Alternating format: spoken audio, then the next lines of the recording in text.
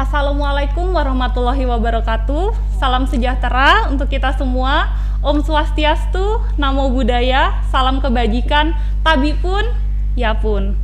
Selamat siang dan selamat bergabung di acara Instagram, Facebook, dan YouTube Live Rumah Sakit Mitra Husada bersama narasumber kita kali ini, yaitu seorang dokter cantik, seorang dokter spesialis kandungan, perempuan, yang merupakan juga kepala instalasi kamar bersalin Rumah Sakit Mitra Husada. Siapa lagi kalau bukan Dokter Nanti SPOG. Halo dokter. Dokter, apa kabar hari ini, Dok? Alhamdulillah sehat. Oke, semangat, Dok. Ya. Oke, selama kurang lebih 30 menit ke depan, saya Angela yang akan memoderatori Health Talk kali ini dengan tema mitos dan fakta pada kehamilan dan pasca melahirkan. Sebelumnya saya akan membacakan dulu riwayat pendidikan tinggi dari Dr. Nanti SPOG. Beliau lulus kedokteran umum dari Universitas Sriwijaya pada tahun 2004, kemudian lulus sebagai dokter spesialis kebidanan dan kandungan dari Universitas Gadjah Mada pada tahun 2013. Jadi sudah sekitar 7 tahun Dr. Nanti menjadi SPOG ya, Dok ya, sudah cukup lama. Oke, Dok. Topik kita kali ini sungguh menarik karena untuk sebagian perempuan, untuk calon ibu, untuk ibu-ibu muda, untuk ibu-ibu yang sudah punya anak 1 dan 2 pun masih suka galau apabila sedang hamil atau setelah melahirkan. Tentang fakta-fakta, tentang mitos-mitos yang beredar di masyarakat, benar ya, Dok ya? Oke, sekarang bisa langsung kita mulai aja ya, Dok ya. Oke, saya mulai dari pertanyaan dari saya dulu. Mitos atau fakta, dokter, sering USG kehamilan berbahaya bagi ibu dan janin, bisa menyebabkan janin cacat. Silakan, dokter. Terima kasih Mbak Angel ya. Jadi pemeriksaan USG atau ultrasonografi untuk kehamilan itu basicnya adalah gelombang suara. Jadi dia bukan sinar radiasi yang berbahaya. Jadi pemeriksaan USG dari berbagai penelitian yang sudah dilakukan dari dulu sampai sekarang itu belum ada faktanya bahwa dia menyebabkan kelainan atau kecacatan pada janin. Jadi pemeriksaan USG itu sangat aman karena dia pemeriksaan itu berdasarkan dari gelombang suara yang diantarkan ke alat yang kemudian nanti akan dirubah dalam bentuk gambar. Jadi dia sangat aman. Sangat aman. Jadi bukan sinar radiasi. Untuk kehamilan ibu-ibu yang kehamilan awal-awal kehamilan, hamil muda itu pun aman ya, Dok ya? Aman, justru itu sangat penting pada kehamilan awal atau trimester pertama. Pemeriksaan USG itu wajib paling nggak 1 kali. Tujuannya apa? Dan dengan pemeriksaan awal itu pertama kita menentukan kehamilannya di dalam rahim atau di luar rahim. Kemudian untuk menentukan usia kehamilan itu pemeriksaan USG di trimester awal itu sangat akurat, akurasinya sangat tinggi ya, jadi sangat penting. Oke, jadi kesimpulannya adalah mitos ya, Dok, bahwa USG itu berbahaya bagi janin dan menyebabkan janin cacat, itu mitos. Oke, selanjutnya dokter, mitos atau fakta ibu hamil tidak boleh memelihara kucing. Oke, jadi seperti kita ketahui bahwa kucing itu adalah binatang tempat tumbuhnya parasit tokso ya. Jadi dengan memelihara kucing itu ditakutkan kan kalau misalnya di kucingnya itu ada parasit toksonya, nah kemudian kucing itu buang air besarnya pasti kan banyak yang sembarangan. Iya, benar, Dok. Dari tinjanya itulah nanti ada telur-telur parasit itu yang kemudian mungkin mengkontaminasi makanan yang dimakan oleh ibu hamil itu, yang mungkin nanti akan menyebabkan kumannya masuk ke tubuh ibu hamil. Tapi ada catatan, kalau misalnya punya kucing tapi dia divaksin oleh dokter hewan, kan ada vaksinasi tokso untuk kucing, insya Allah aman kalau misalnya mau pelihara kucing ya. Oke, jadi kesimpulannya itu mitos, tapi dengan syarat kucingnya harus divaksinasi, begitu ya, Dok ya. Oke, selanjutnya mitos atau fakta, dokter, ibu harus menggunakan stagen atau korset selama masa nifas atau setelah melahirkan supaya perut kembali seperti semula. Selama proses setelah persalinan itu kondisi otot-otot perut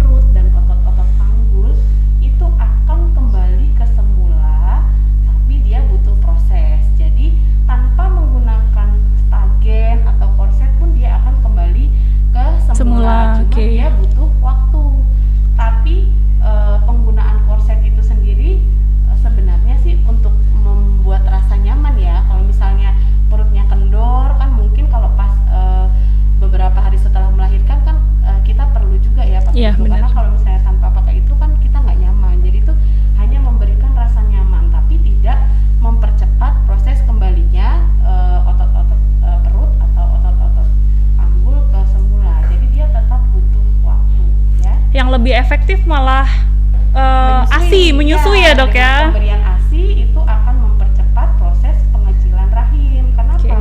Karena dengan menyusui itu akan mengeluarkan hormon yang namanya hormon oksitosin, yang itu sangat berguna untuk proses pengecilan kondisi rahim. Jadi kalau misalnya pengen perutnya tampak lebih kecil cepat ya pakai ASI. Pakai ASI, ya, oke. Kalau misalkan pakai Sufor tetap ada bedanya. Tetap ada bedanya ya dok, lebih cepat yang ibu ASI. Oke.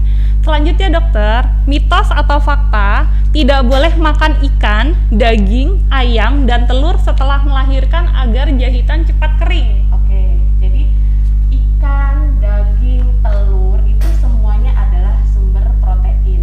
Jadi kalau misalnya ada luka jahitan, baik itu luka dari habis persalinan normal atau luka jahitan setelah persalinan sesar, konsumsi tinggi protein itu sangat penting untuk mempercepat penyembuhan luka. Jadi sangat tidak benar ya kalau misalnya ada setelah melahirkan atau setelah proses persalinan sesar itu tidak boleh makan ikan, telur atau daging ya, kecuali nih ada kondisi tertentu, misalnya si ibu itu alergi dengan ikan atau alergi dengan telur. Seperti kita ketahui kan kalau misalnya protein itu sangat bisa menimbulkan reaksi alergi ya pada orang-orang tertentu. Nah kalau misalnya ibunya alergi ya harus dihindari, tetap harus cari sumber protein dari yang lain. Ya. Oke. Jadi kesimpulannya mitos ya dok, kalau malah tidak mengonsumsi jahitannya malah cepat kering, itu mitos ya dokter ya. Oke. Dokter, kita selanjutnya beralih ke pertanyaan dari audiens. Yang pertama dokter dari @fikriardana232 mau nanya dok, mitos atau fakta makan daging kambing bagi ibu hamil nggak boleh? Iya. Daging kambing itu sendiri kalau untuk ibu hamil itu kan kandungan kolesterolnya kan tinggi ya. Jadi kalau misalnya mau konsumsi daging kambing itu ya sebaiknya jangan berlebihan. Secukupnya ya dok. Ya, kalau misalnya bukan berarti makan daging kambing tidak boleh, boleh, tapi dalam kadar tentunya yang tidak berlebihan, karena kita tahu bahwa daging kambing itu kandungan kolesterolnya sangat tinggi. Benar, kalau misalnya dia dikonsumsi dalam kondisi yang sangat berlebihan itu sangat tidak baik buat ibu hamil ya. Segala sesuatu yang berlebihan itu tidak baik ya dok ya, bukan berarti dia nggak boleh, tapi secukupnya. Jadi ini mitos tetap fakta ya dok ya. Ya, ini kalau menurut saya sih fakta tapi yang tidak boleh berlebihan. Iya benar. Oke. Kalau misalnya nggak boleh ya bukan nggak boleh. Nggak boleh ya benar dok. Oke. Selanjutnya dokter dari Fikri Ardana lagi dok. Oh iya. Banyak pertanyaan ternyata. Iya. Mitos atau fakta dokter, untuk USG baiknya setiap berapa bulan sekali ya dok? Oh ini bukan mitos fakta dok, tapi bertanya untuk USG baiknya setiap berapa bulan sekali dok bagi ibu hamil? Ini kita bicara tentang idealnya ya. Paling tidak kalau misalnya USG itu di trimester awal itu idealnya 1 kali. Kemudian itu untuk menentukan tadi seperti kita bahas sebelumnya, itu menentukan apakah kehamilannya di dalam rahim atau di luar rahim. Kemudian untuk menentukan usia kehamilan dan kita tahu maksudnya ini baik atau tidak, kan ada di trimester awal itu kehamilan yang memang dia misalkan nggak berkembang. Iya benar kan dok. kita tahunya di USG awal. Kemudian di trimester kedua itu minimal 1 kali. Itu untuk menentukan ada tidak kelainan pada janin. Jadi di trimester kedua itu kita bisa menentukan apakah janinnya ini ada sesuatu atau tidak, ada kelainan atau tidak ya. Itu sudah bisa kita lihat. Kemudian di trimester ketiga itu minimal 1 kali. Itu untuk persiapan persalinan. Jadi di usia 36 minggu itu sebaiknya kita USG ya. Tapi di luar itu pemeriksaan kandungan tetap harus ya, walaupun tidak di USG. Ke bidan contohnya ya dok ya. Oke, berarti kesimpulannya minimal USG 3 kali ya dok ya. Per semester 1 kali. Oke, selanjutnya dokter dari @zelvi Ayu Lestari. Selamat siang dokter dan Mbak Angela, izin bertanya. Yang pertama, bagaimana cara mengontrol protein urin agar tetap negatif? Yang kedua, apakah boleh menyusui saat keadaan hamil?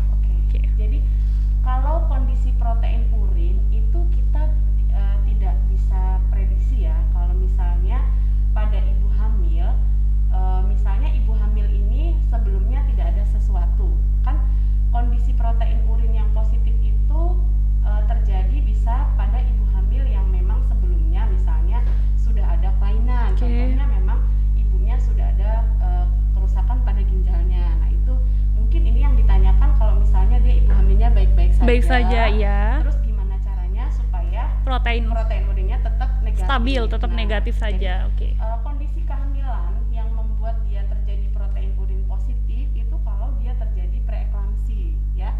Preeklamsi itu apa? Jadi ada peningkatan tekanan darah pada kondisi ibu hamil itu sendiri. Nah itu prosesnya itu secara teori itu memang karena kondisi kehamilan itu sendiri yang membuat terjadinya kondisi itu. Jadi keracunan pada kehamilan ya dok ya biasanya. Ada proses pada plasentanya. Jadi sehingga menyebabkan kondisi ibunya itu tekanan darahnya jadi naik. Nah, itu bisa kita hindari dengan pemeriksaan kehamilan yang teratur, kemudian konsumsi suplemen pada kehamilan, terutama kalsium, kemudian antioksidan. Itu menurut penelitian itu bisa mencegah terjadinya kondisi preeklamsi. Jadi mungkin pertanyaannya ini gimana caranya supaya tidak terjadi preeklamsi? Iya, benar dok. Proteinnya jadi negatif ya.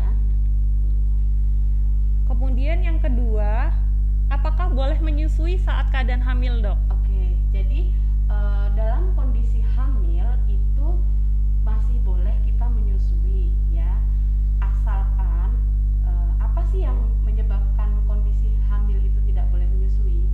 Karena kan kalau kita menyusui itu akan mengeluarkan hormon oksitosin.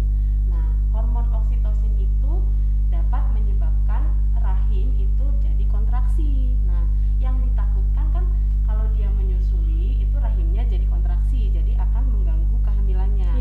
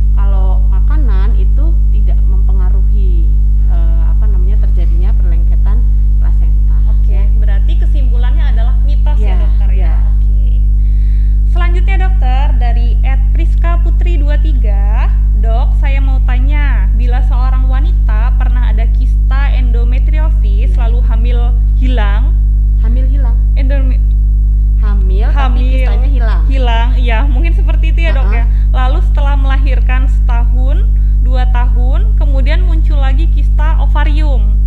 Itu bisa terjadi ya, Dok? Oh, jadi gini.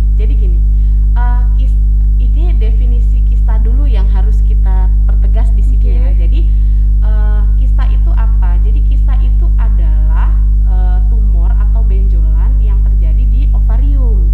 Nah, ada jenis yang namanya kista endometriosis karena kistanya itu mengandung sel-sel endometriosis. Nah, kalau yang tadi itu maksudnya pertanyaannya? Dia yang pertama kena kista endometriosis, kemudian sudah hilang.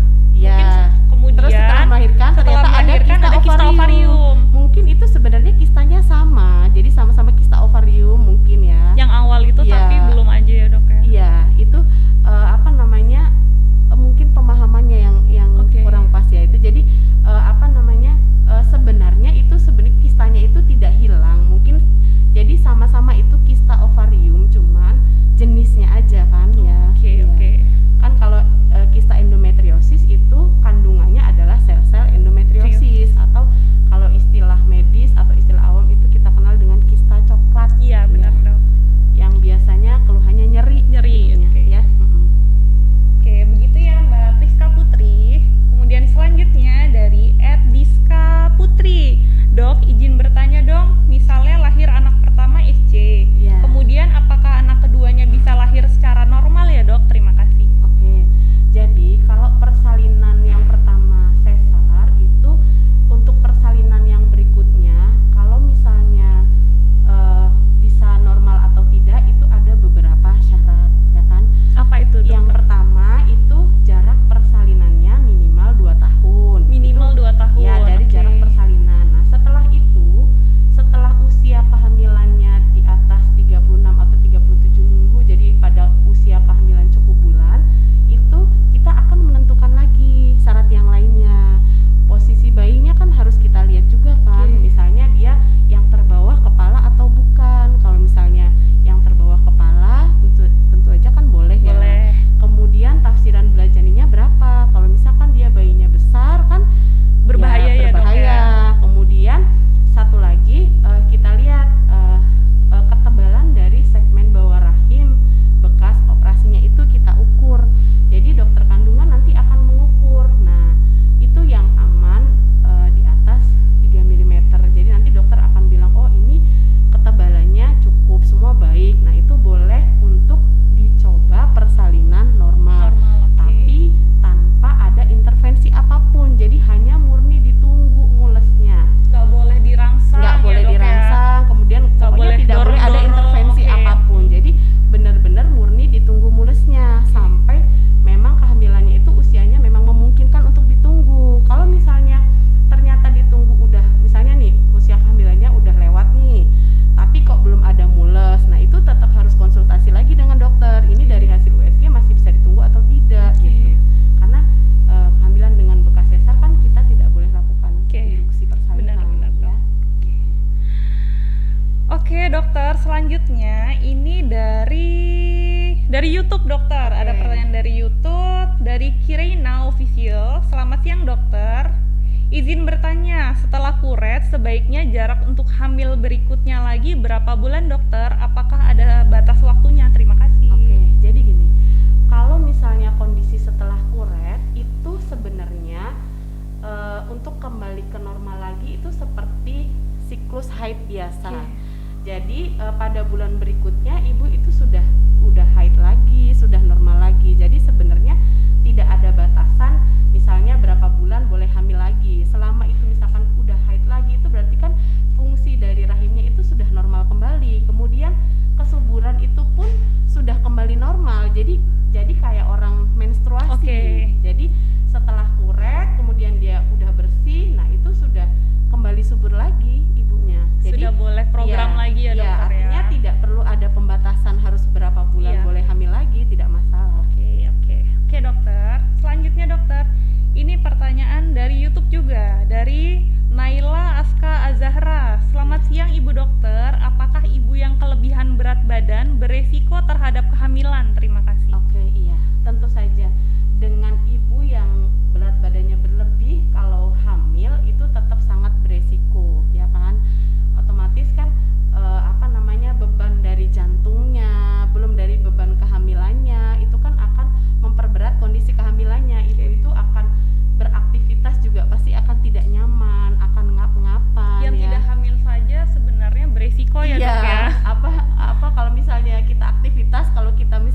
badannya berlebih kan otomatis kan beban jantungnya kan berat ya, akan ngap.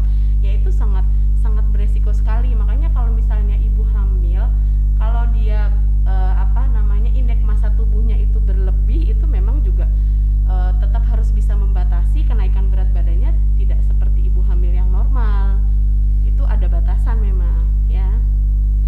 Oke dokter, ini pertanyaan dari @Lia Sofiani. Mitos atau fakta dokter, anak sudah lebih dari 2 tahun wajib stop ASI?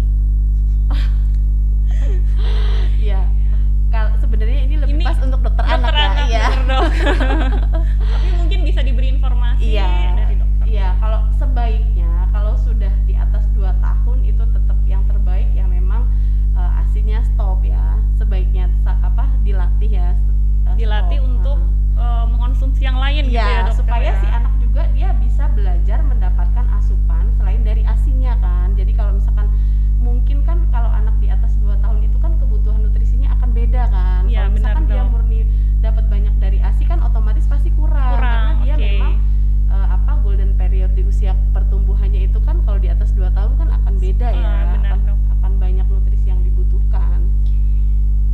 Dokter selanjutnya dari @Ilma Dwi Jayanti. Selamat siang dokter, mitos atau fakta jenis kelamin bayi dapat diketahui dari bentuk perut ibu dok? Ini emang banyak loh dok ini yang nanya ini. Oh dok, punggungnya di mana? Iya benar. Kalau katanya cowok, iya. Gitu, misalnya perutnya bulat atau oke. Gitu, dok. Jadi itu nggak bener ya, maksudnya itu. Ini totally mitos. Iya. Jadi jenis kelamin itu tidak berdasarkan dari bentuk dari perut ibu ya, itu nggak pas ya. Oke, harus USG untuk menentukan jenis kelamin bayi. Belum tentu kalau misalkan yang perutnya bulat terus ternyata jenis kelaminnya laki-laki terus ya, yang kan banyaknya kan kalau katanya laki-laki kan. Oke. Malah itu kadang-kadang tergantung kehamilan keberapa ya dok ya, kan ada perut gantung dan sebagainya gitu. Oke. Selanjutnya dari @Maria Ratna Juwita 82, dok izin bertanya, apakah benar KET itu bisa terulang lagi? Oh iya. Jadi KET itu apa? KET itu mungkin maksudnya kehamilan ektopik, artinya kehamilan di luar kandungan ya. Kehamilan di luar kandungan itu adalah kondisi kehamilan itu tidak di dalam rahim ya. Jadi di luar rahim. Itu yang paling banyak terjadi itu adalah di saluran telur atau di tuba ya kan. Nah, perempuan itu punya 2 saluran telur ya kan. Kalau misalnya dia terjadi, misalnya pernah terjadi kehamilan ektopik di saluran telur yang satunya, kemudian ya tetap ada kemungkinan bisa terulang di saluran telur yang satunya. Nah, apa saja yang menyebabkan resiko dari terjadinya kehamilan ektopik? Itu biasanya di dalamnya itu banyak perlengketan ya, misalnya karena infeksi kan bisa pemakaian spiral, itu juga bisa salah satunya memicu karena beresiko infeksi kan. Nah, itu bisa menyebabkan resiko terjadinya kehamilan ektopik. Ya. Oke. Selanjutnya dokter dari @Asmorawati, mitos atau fakta dok, kalau hamil terus perutnya digaruk-garuk kemudian akan jadi stretch mark? Ya. Jadi kondisi stretch mark sendiri pada ibu hamil itu sebenarnya bukan karena digaruk. Justru digaruk itu karena sudah timbul stretch mark. Iya, benar dok. Jadi stretch mark itu apa? Stretch mark itu peregangan pada kulit ya, karena kita terjadi peningkatan berat badan. Jadi kalau misalnya timbul kulitnya itu meregang, kemudian dia itu kan rasanya kan gatal. Iya, benar. Jadi sebenarnya yang menyebabkan dia gatal itu karena sudah mau muncul stretch mark-nya, bukan karena digaruk jadi kemudian stretch mark gitu ya. Ada malah yang katanya itu rambut bayi, jadi harus bener pakai dok. sisir ya kan. bener dok. Kan itu mitos ya dokter ya. Jadi itu mitos ya. Oke, jadi kesimpulannya mitos untuk Mbak Asmorawati. Oke, selanjutnya dok dari @Vicky Wijaya. Selamat siang dokter, mitos atau fakta dok untuk menentukan jenis kelamin bayi dengan mengonsumsi makanan seperti kalau anak laki-laki harus konsumsi protein dan kalau perempuan harus makan sayur. Terima kasih dok. Oh iya. Oke. Jadi sebenarnya penentuan jenis kelamin itu sangat dipengaruhi oleh faktor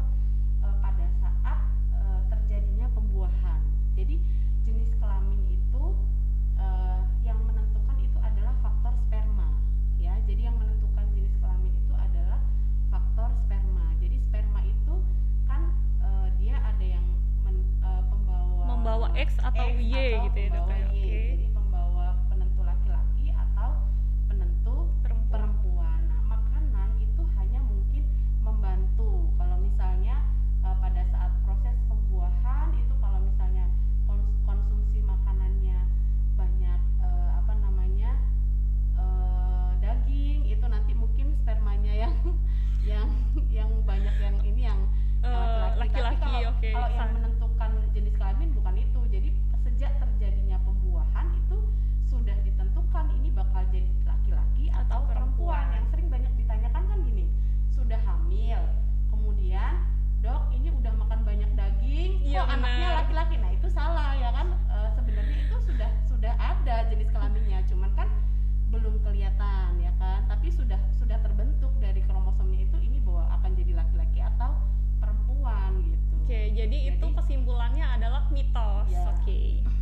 Selanjutnya dokter dari @putu Arta. Selamat siang dokter Nenti, izin bertanya dok, jika ingin menghasilkan anak laki-laki atau perempuan pada saat kehamilan, hal-hal apa saja yang harus dipersiapkan? Terima kasih dokter. Ternyata ini kayaknya banyak yang mau program ini dok. Ini maksudnya ini tuh pengennya maksudnya kalau misalnya. Jadi gini, kalau anak saya ingin laki-laki saya harus ngapain, kalau mau perempuan saya harus ngapain gitu dok, tips dari dokter gitu. Jadi kalau misalnya ingin artinya program untuk jenis kelamin itu tidak bisa hanya dengan cara-cara yang konvensional. Tetap yang terpenting itu adalah USG, pemeriksaan USG untuk menentukan deteksi kapan terjadinya ovulasi. Kalau perempuan itu masa suburnya itu kapan? Karena kan seperti kita ketahui kalau misalnya sperma pembawa gen laki-laki itu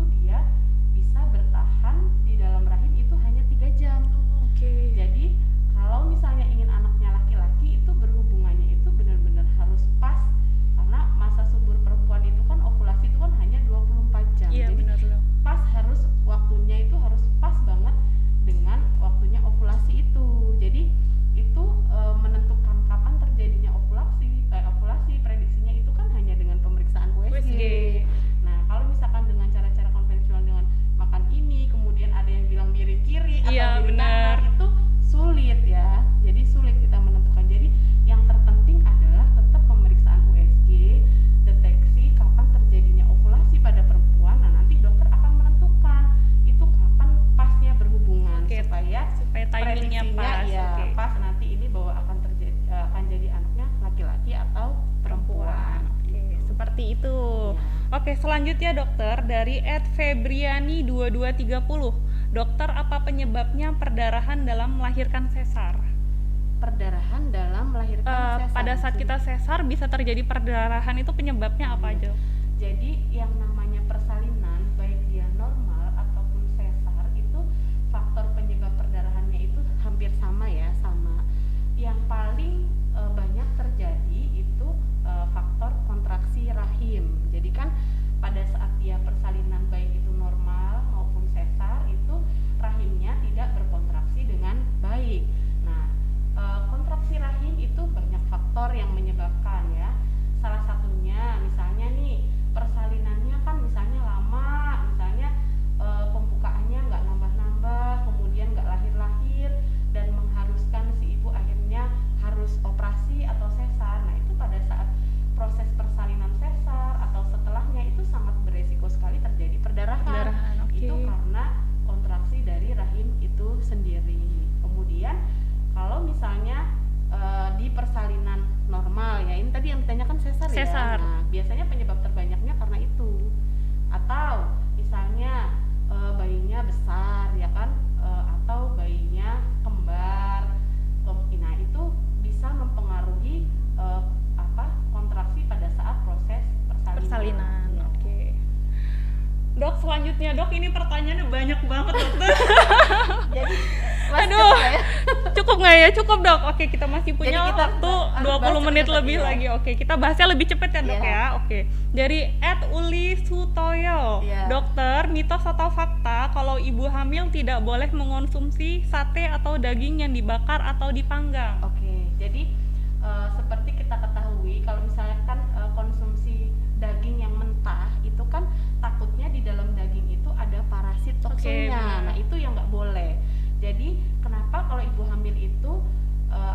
harus makan makanan yang mateng, yang daging yang mateng. Karena kalau di daging yang mentah, ya contohnya yang kita makan daging itu kan ya sate ya biasanya ya. Kalau dia mentah itu ditakutkan di daging itu ada parasit yang dia masih hidup terus termakan. Nah itu bahaya buat ibu hamil. Itu yang berbahaya, Dok. Jadi kesimpulannya adalah mitos. Jadi kalau misalnya dia bakarnya mateng ya nggak masalah. Oke. Selanjutnya dokter dari @adikurniawan 0503. Maaf izin bertanya dokter, mitos atau fakta KB suntik 3 bulan bisa lama untuk normal dengan masa subur kembali jika tidak KB lagi?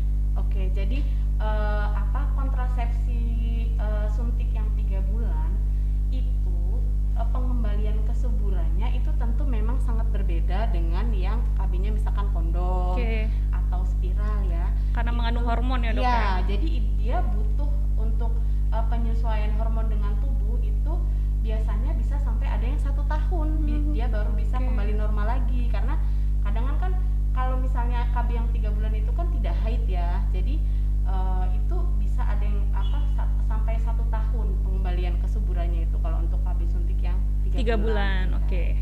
Selanjutnya dok, dari Risha Febriani. Dok, izin bertanya, kalau riwayat persalinan anak pertama mengalami retensio plasenta, kemungkinan terulang pada kehamilan berikutnya berapa persen ya dok? Karena kehamilan pertama aja udah retensio plasenta.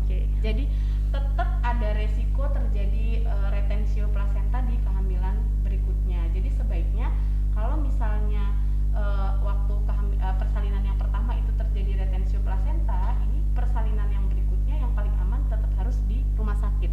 Karena kita tahu kan kalau misalnya retensio plasenta, kalau tata laksananya tidak baik, akan menimbulkan perdarahan kan buat ibunya. Ya tetap ada resiko untuk terjadinya retensio plasenta tetap besar, tetap bisa terjadi. Jadi sebaiknya persalinan berikutnya harus di rumah sakit.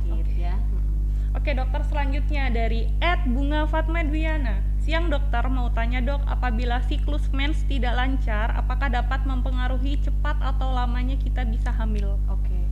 Jadi kalau misalnya siklus mensnya tidak lancar, itu perlu dicari penyebabnya apa. Jadi belum tentu itu yang menyebabkan kita lama untuk terjadi kehamilan. Karena seperti kita ketahui sendiri ya, kehamilan itu kan ada beberapa faktor ya. Kalau ada faktor pria, ada faktor wanita. Kemudian kalau faktor pria kan sperma ya kan. Kalau faktor wanita itu telurnya, sel telur, kemudian rahimnya, kemudian saluran telur. Nah, kalau yang berhubungan sama siklus menstruasi pasti ini telurnya ya. Dari perempuan. Nah, itu sebaiknya tetap harus pemeriksaan ultrasonografi atau USG karena kita tidak bisa menentukan tanpa melakukan pemeriksaan USG apakah memang ada gangguan atau tidak di telurnya ya. Selain USG ada nggak dok? Nggak bisa. Nggak bisa? Ya, mungkin pengecekan hormon kan itu memang tetap harus sinkron ya antara USG dan pengecekan hormonalnya. Cuman yang awal kita USG tetap dulu USG. Gitu ya dok ya? USG kita bisa menentukan. Selanjutnya dokter dari @Ferdinand Ginting 752. Siang dokter Nanti dan Angel, mau tanya boleh nggak ibu hamil makan tape ketan, dan apakah benar setelah melahirkan makan tape ketan dapat membersihkan sisa darah di rahim? Terima kasih.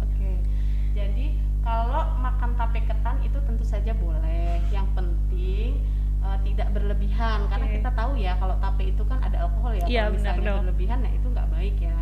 Tapi kalau misalnya makan tape ketan bisa membersihkan itu nggak pas ya, mitos itu ya. Jadi tape ketan tidak bisa membersihkan darah dari sisa persalinan ya dalam rahim. Jadi kesimpulannya adalah mitos. Selanjutnya dokter dari Riri Chandra Official. Dok, kalau saat operasi sesar apakah bisa langsung pakai spiral sekalian? Sangat bisa sekali ya. Jadi pemakaian spiral itu bisa pada saat operasi sesar itu bisa langsung kita pasang. Jadi di persalinan normal pun bisa. Jadi setelah plasentanya lahir langsung kita pasang spiralnya. Itu ada metode memang pemakaian. Jadi spiral. Maksudnya sekalian gitu ya? Jadi pemakaian spiral pasca persalinan. Oke, selanjutnya dok dari Ika Maherta. Izin bertanya dokter, kenapa saat hamil posisi tidur yang enak miring sebelah kanan dok?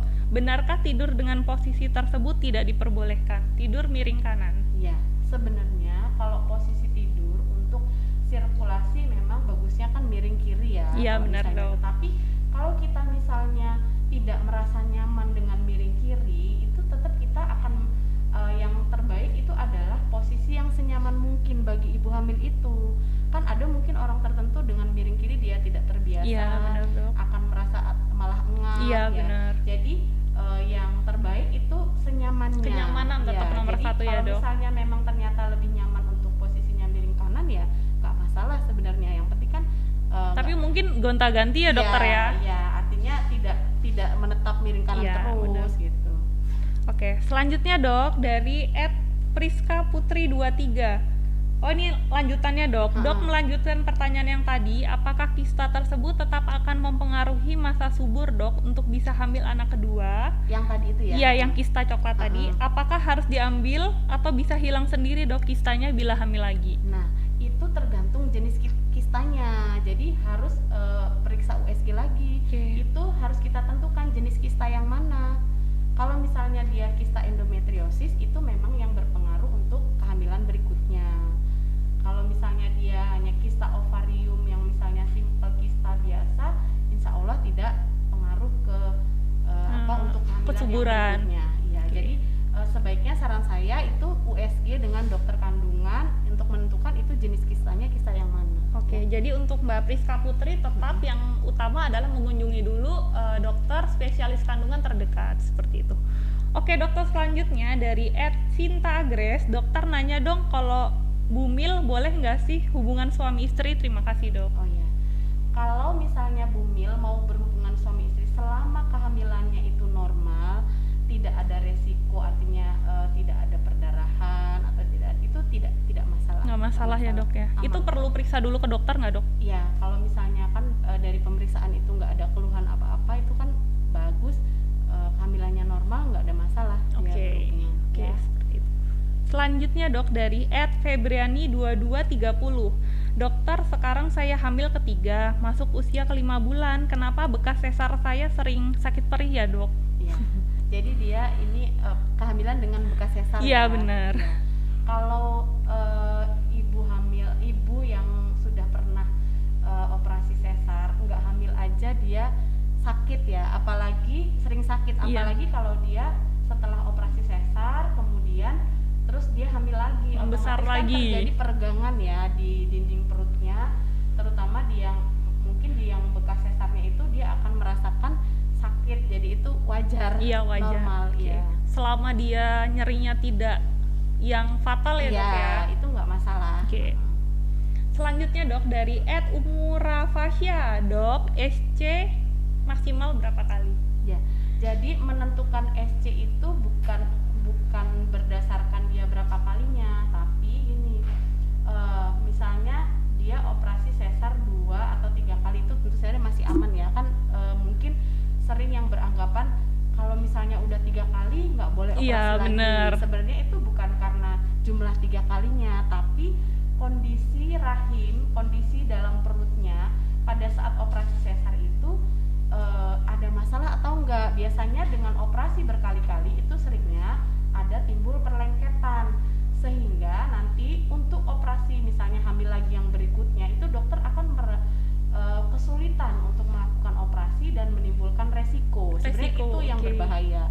Biasanya dokter akan memberikan informasi ke pasien, misalnya ini sudah sesar 3 kali, kemudian Bu jangan hamil lagi ya, ini soalnya waktu operasi kok perlengketannya banyak, kemudian ini kayaknya kalau hamil lagi nanti susah, dokter akan melakukan operasi gitu. Nah itu berdasarkan itu, bukan berdasarkan berapa kalinya sebenarnya. Ada yang hanya operasi 2 kali tapi di dalamnya sudah yang lengket hebat. Nah itu sangat beresiko. Nah itu dokter pasti akan menginformasikan ke pasien biasanya. Jadi kesimpulannya itu bukan berapa kalinya tetapi kondisi rahimnya di dalamnya pada saat operasi yang setelahnya.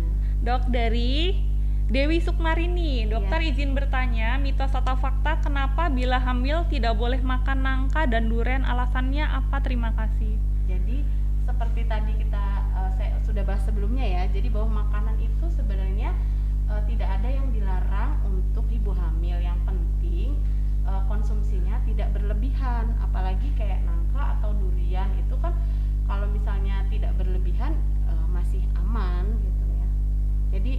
Jadi ini mitos ya, bukan nggak boleh makan nangka atau durian ya. Sekali lagi yang berlebihan itu tidak baik ya dok ya.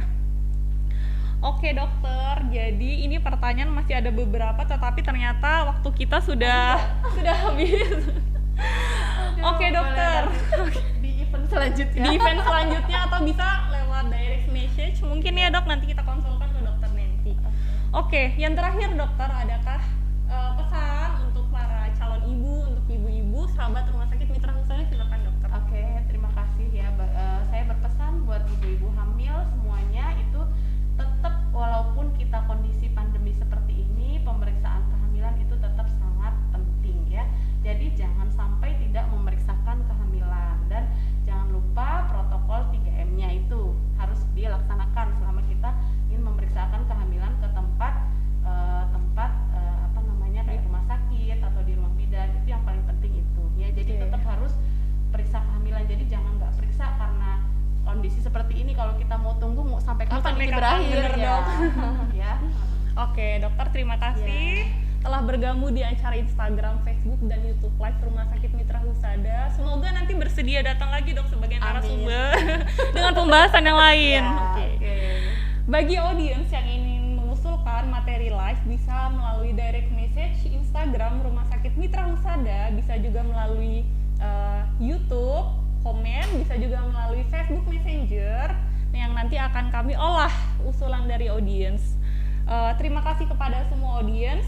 Tetap pakai masker, tetap rajin cuci tangan. Terima kasih sudah berpartisipasi pada Health Talk kali ini. Keep safety and healthy, kesehatan Anda